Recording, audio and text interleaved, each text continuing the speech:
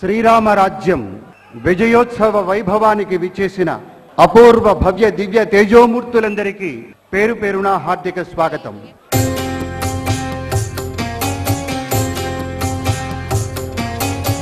రామాయణము శ్రీరామాయణము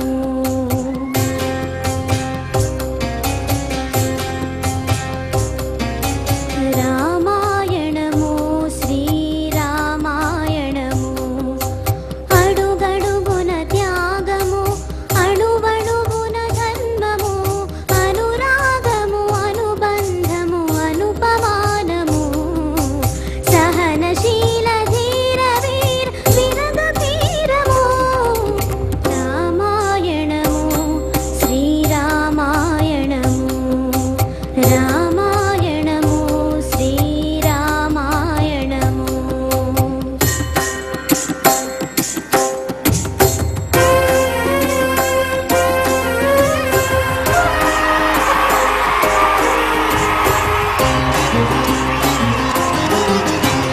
శ్రీరామ పట్టాభిషేకం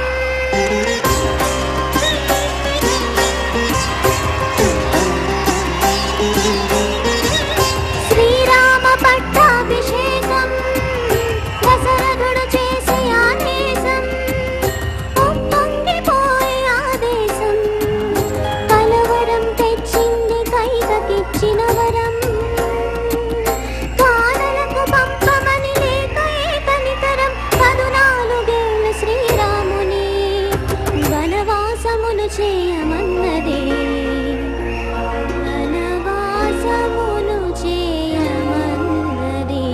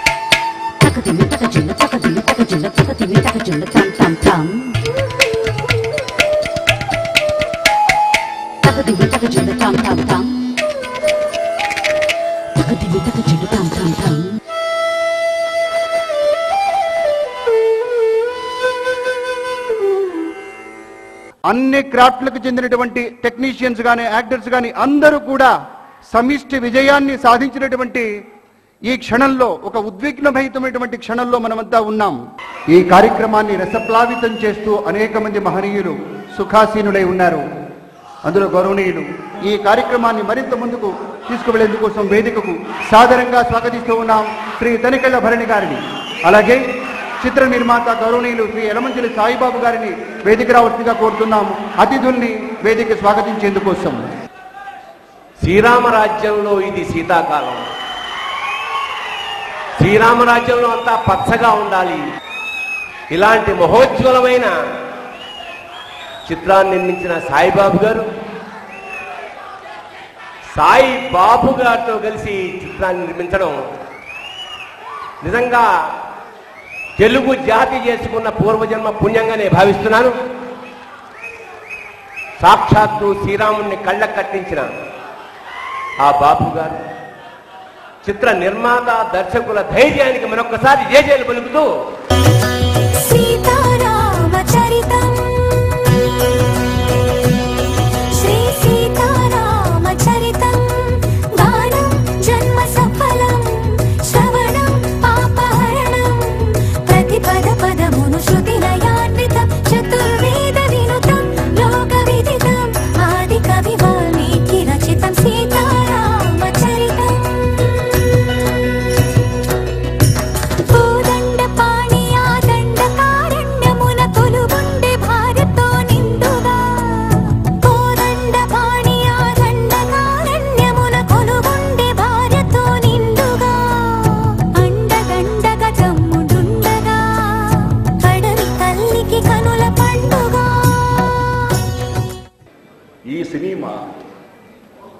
50 రోజుల విజయోత్సవం కాదు నేను కోరుకున్నది, సంవత్సరం ఆడవలసిన చిత్రం ఇది.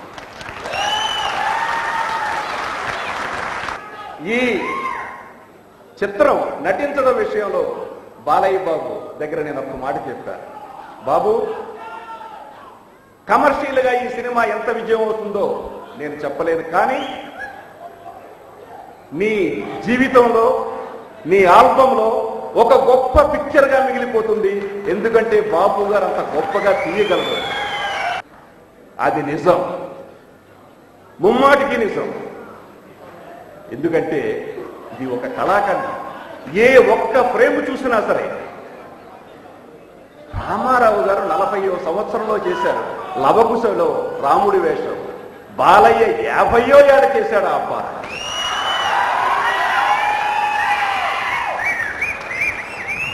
నాకు సినిమాలో బాలయ్య బాబు కనిపించలేదు, శ్రీరాముడు కనిపించాడు.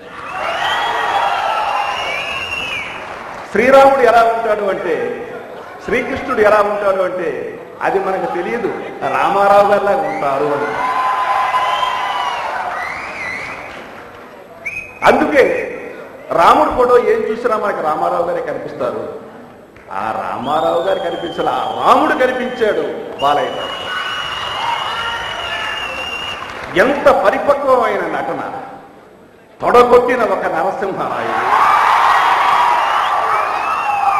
మీసం మెలేసిన ఒక సమర సింహారెడ్డి, జూలు విదిలించిన ఒక సింహ. ఆ బాలయ్య బాబేనా ఈ బాలయ్య బాబు? ఎన్ని కోట్లు వసూలు చేసిందని కాదు, ఎన్ని లక్షల మంది చూశారు.